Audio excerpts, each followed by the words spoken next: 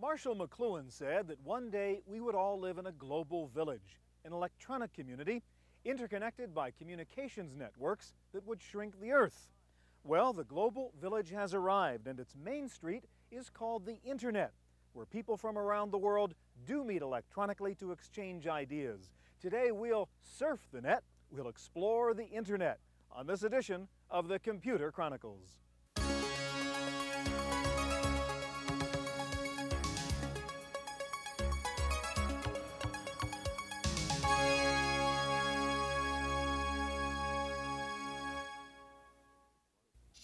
Computer Chronicles is brought to you in part by Intel, microprocessor technology for the software of today and tomorrow. Intel, the computer inside.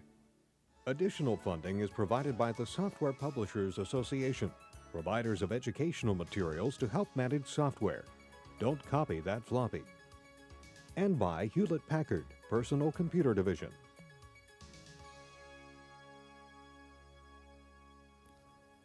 Welcome to the Computer Chronicles. I'm Stewart Cheyfet, and with me today is David Shargell of Aladdin Systems.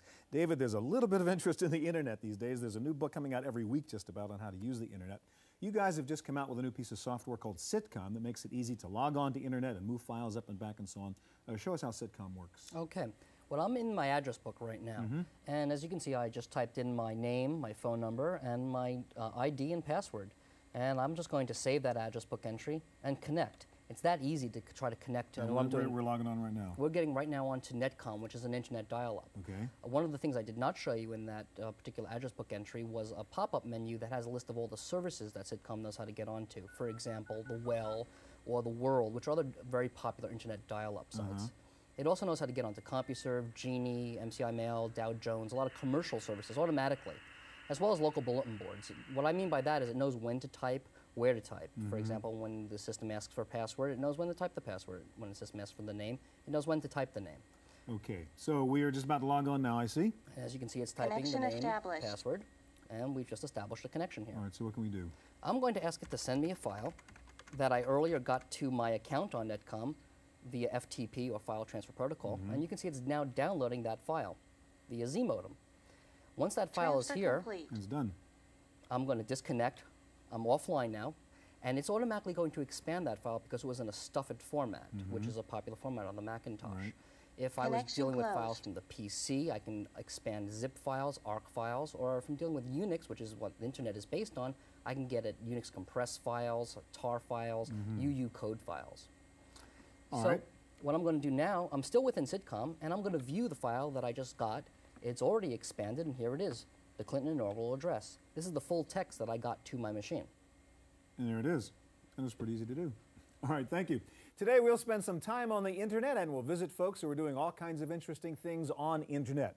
Now, Internet started as a Defense Department network designed specifically to hook up different research centers around the country. So we'll begin with a brief history of the Internet by visiting the place where it all began, ARPA, the Advanced Research Projects Agency in Arlington, Virginia. ARPA was formed by President Eisenhower after Sputnik, its mission to guard the U.S. against technological surprise. Pioneering work on networking technologies resulted in the birth of the Internet. Since the early days, Internet has provided vital communication links in the research community. The Internet is one of the major projects from the late 70s, early 80s. There's been a long tradition of advanced technology developments at ARPA, starting from the early time-sharing projects through computer graphics, into computer networks, through personal computing, and more recently to the new world of scalable high-performance computing. The most recent Internet-inspired development at ARPA is the Enterprise Room. That's Enterprise, as in Starship Enterprise.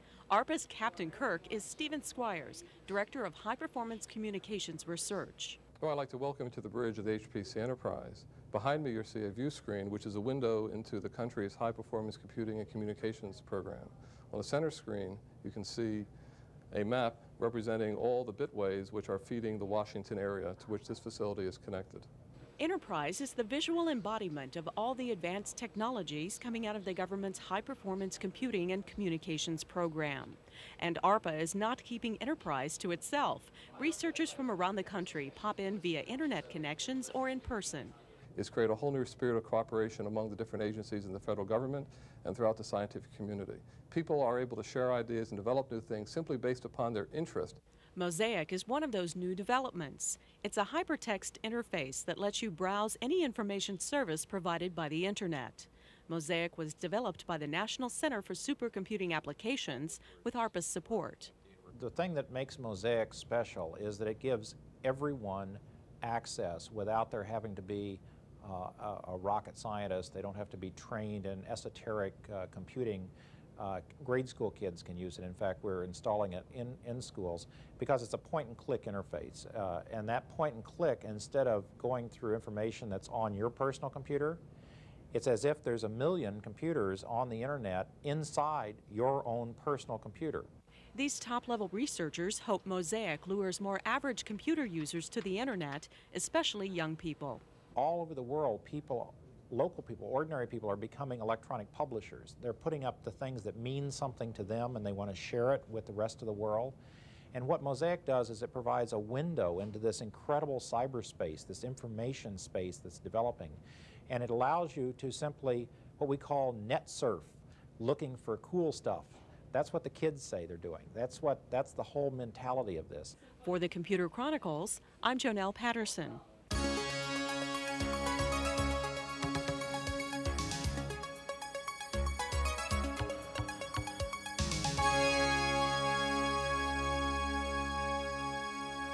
As we mentioned earlier, there are lots of books out now on the Internet, and one of the best is by Brendan Kehoe, who's our guest now. This is Brendan's book, Zen and the Art of the Internet, A Beginner's Guide, and there's a new edition just coming out in January, I guess. Right. Brendan, I want to ask you to log on to the Internet, and while you're doing that, we're going to run over to NASA at Moffett Field in California to see how they are using the Internet. This is the Operations Center for the NASA Science Internet, the network that lets NASA mission scientists around the world share information. NASA provides information for public Internet access, but the NSI is strictly an insider network. The public cannot get an account on the NASA Science Internet. You have to be funded somehow by NASA. However, anyone with access to the Internet can access the public information that NASA makes available. The latest innovation on the NASA Science Internet is packet video. NASA has devised a way to compress the video and audio segments of conferencing for carriage on the Internet. All right, that makes great sense. I understand it now. Thanks a lot, David. You're welcome. Packet video will cost a lot less than traditional video conferencing.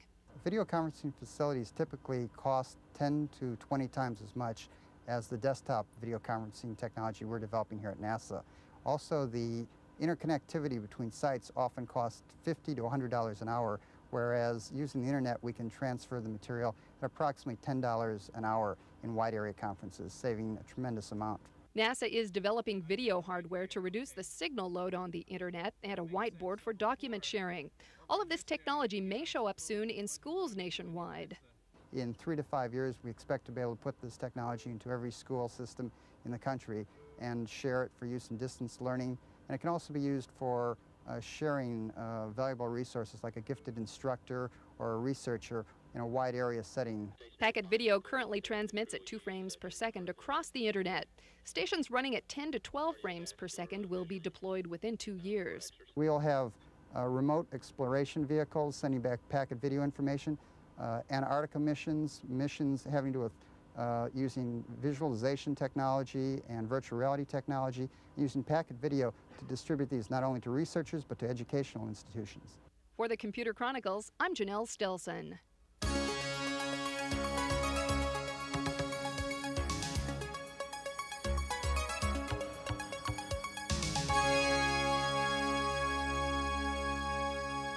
And we're back here with Brendan Kehoe, and you've logged on to Internet. Brendan, before we take a look, what's the big deal about Internet? Why is everybody making such a fuss about it? Why is it better than CompuServe or Prodigy, et cetera?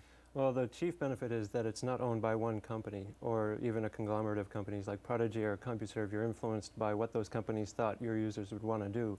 Where on the Internet, anyone can put any service on and have it do anything they want with it at any time. It's kind of user-controlled. Right. It's completely molded by the people who use it. All right, let's take a look and show me some of the neat things you can do on the Internet.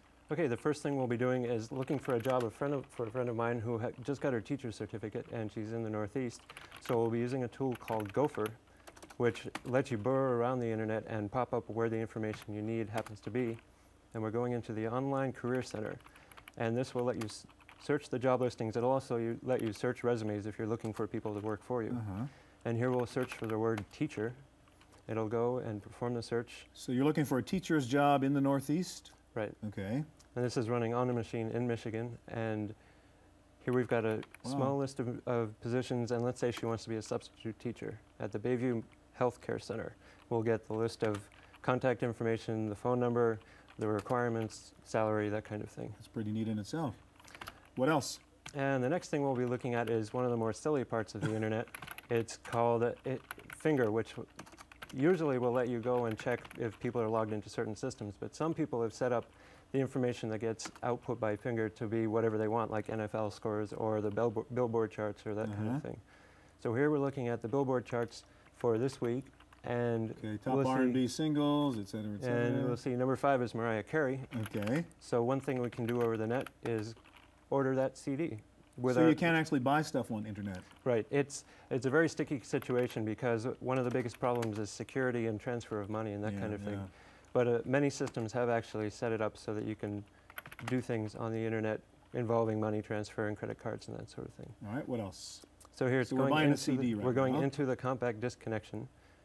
And as soon as it wakes up, one of the drawbacks of using the internet is that since it's so autonomous, every system can be up or down or be as slow as fast as you want. So nobody's really controlling traffic in the middle. And the only guarantee is that your packets will get there. It's just a matter of when they will get there. Okay. Well, can we skip past this right now and look at something else? This is taking a little long, so what we'll do is... we'll skip buying the CD at the moment. We'll get out of there.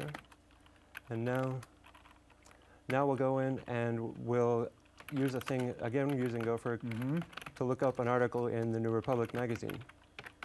And we'll fix a typo, and there we go. And we'll go into the electronic newsstand.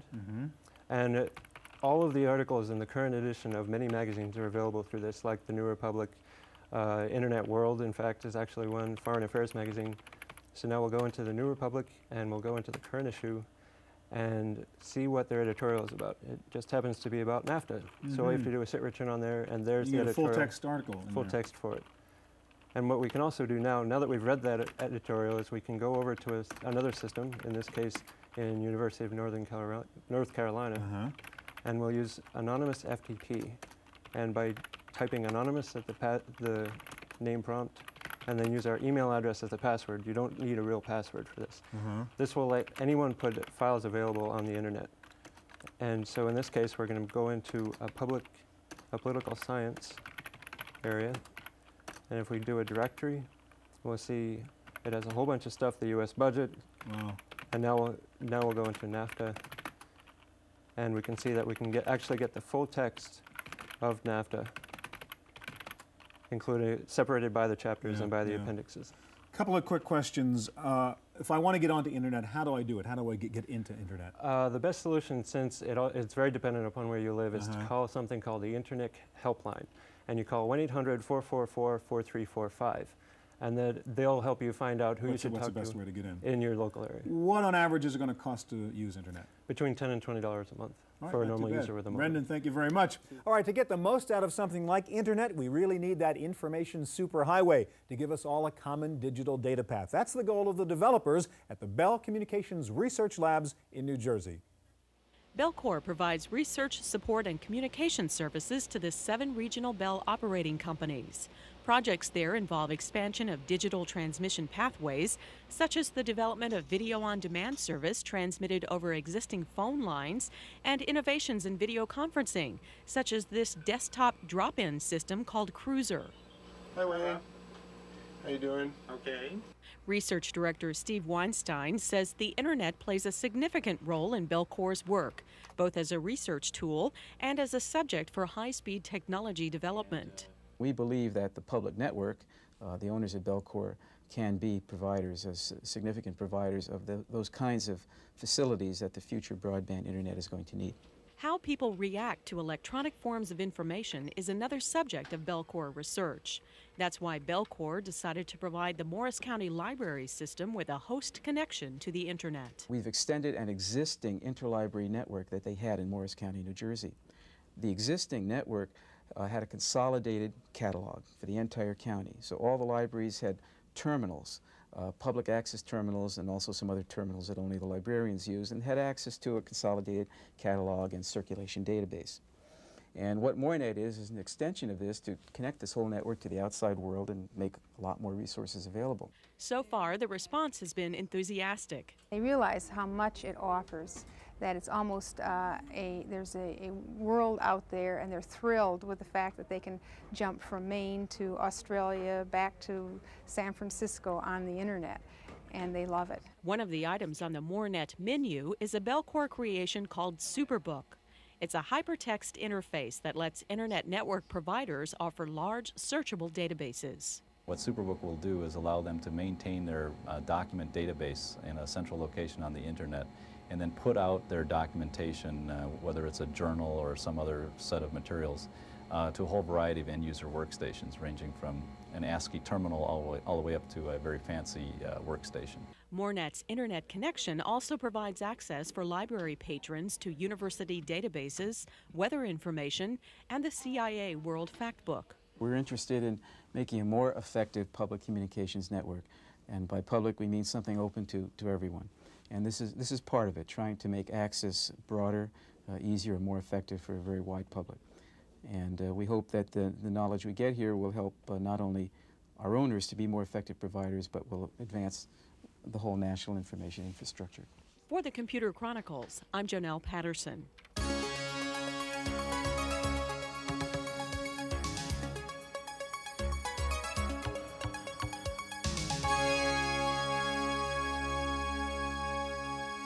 The Internet is more than a technology. It's a sociological phenomenon which is redefining the word community.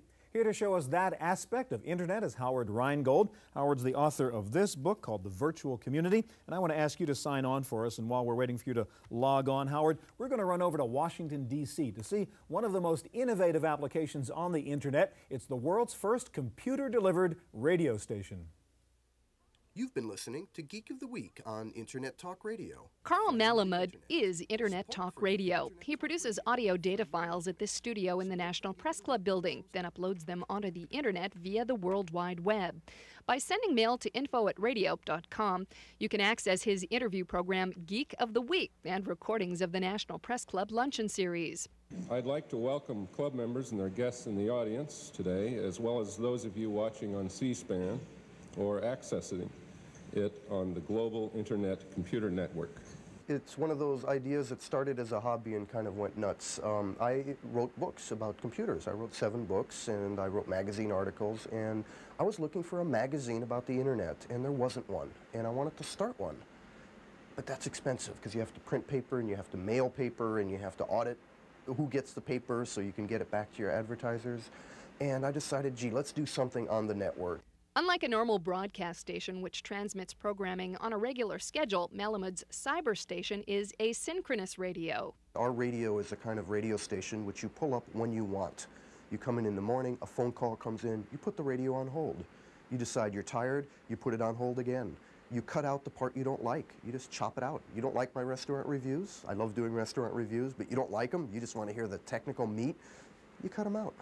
This non-linear digital approach to journalism raises both ethical and procedural questions that Malamud looks forward to discussing on the Internet. We need to start seeing the Nina Totenbergs of the world showing up on the Internet, and we also want the individuals of the world being able to publish themselves. For the Computer Chronicles, I'm Janelle Stelson. And we're back with Howard Rheingold. And Howard, let's get back to the virtual community notion. And you're logged on to something called the Well. How does that relate to the Internet? Well, if you think of the Internet as a digital superhighway, then all that information you can get, that's like libraries, and all of that software you can get, those are like warehouses. The Well is like a community where people live. It's not just information or products that you're looking for, it's connecting with other people. And there are many communities accessible through the Internet. All right, show us on the Well the kinds of communities you're talking about. Well, communities are really built from people talking with each other, and this is about using computers to structure communications between humans. So here's a list of all of the general topics that people discuss in topic areas. So you have social responsibility and politics, and that includes everything from environment to firearms. There are hundreds of discussions in each one of those conference areas. Media and communications, you can see there are dozens of different topics there. business and livelihood, this screen will go on for minutes. And each of these conferences is really the recording, if you will, of all the discussions that have taken place between all the members of this community, right? That's right. It's as if you walked into a cocktail party and you reeled back a conversation to the beginning so you could see what people were talking about. All right, how do you use this? Give me an example of one of the conferences you would be involved in. Okay, well, one that has a lot of heart and a lot of use to me is the parenting conference. We're not talking about computers, we're talking about our children there. So if you go to the parenting conference, you will find that there are a lot of topics within that parenting conference where people talk about where do you get a martial arts teacher for kids, or what do you do about 3-year-old jealousy, or a child of cyberspace, or putting baby pictures up online. So you can talk to people who have similar problems that you might not otherwise be able to meet or get to have this conversation with, right? Yes, in fact, you can have a kind of ready-made community when you need one. One real example of that was when one of the members of the community discovered that his son was diagnosed with leukemia. So he opened a topic on the well, gave a little introduction to that topic in which he discussed what was happening to him and his family, and really within minutes, other people began flocking to his help. And it was not just emotional support. There were a couple of doctors, a couple of nurses, and a couple of recovered leukemia patients. So that's kind of priceless help you can get from people you may have never met before, but the well or other communities put you in touch with them. And you're on the well, but you might also be able to talk to people in another part of the country, another part of the world for that matter, that they might be dealing with similar problems. Oh, absolutely. You can get onto an on-ramp of the internet in Tokyo, and a second later you are in the parenting conference of the well. So that's what I mean by a virtual community, is the time and space constraints of our normal communities are not there. It's what we're interested in and what we talk with each other about that really defines our community here. All right, what else could we do on the well? What other kind of discussion or community could we get into, Howard? Well, you can go and talk about computers. I'm using a Macintosh here. You can go to the Macintosh conference. This is, if you've got a problem and your best friend who knows about computers, his number is busy, you can log on to the well, and there are experts who are fighting with each other to give you the kind of information you need to solve your problem. Howard, what's the social significance of this? Is this really a major change in the way human beings may interact with each other? You're suggesting that in, say, the leukemia case, for example. Well, I believe that it is. You have to remember that in democratic societies, citizens talking with each other is very important. We've lost a lot of that with the mass media. Now we have an opportunity for citizens to create their own communications with each other. So when these big deals with the big companies and the big governments carve up this new territory, I feel it's very important that we keep a kind of social green belt, that we keep the ability for citizens to talk amongst each other. Briefly, Howard, is there a downside? I mean, there's something limited about meeting people electronically. We're here face to face. I kind of get the sense of who you are and so on and so forth. Is there something missing, some negative to this online community? I think it's important to remember that just as the computer can connect us with people, it can also distance us from people. And you need to know that just as you can't trust everyone you talk to on the telephone, you can't trust everyone you meet in a virtual community until you meet them and get to know them offline. Howard, thank you very much. That is our look at Internet. Stay tuned now for this week's Computer News on Random Access.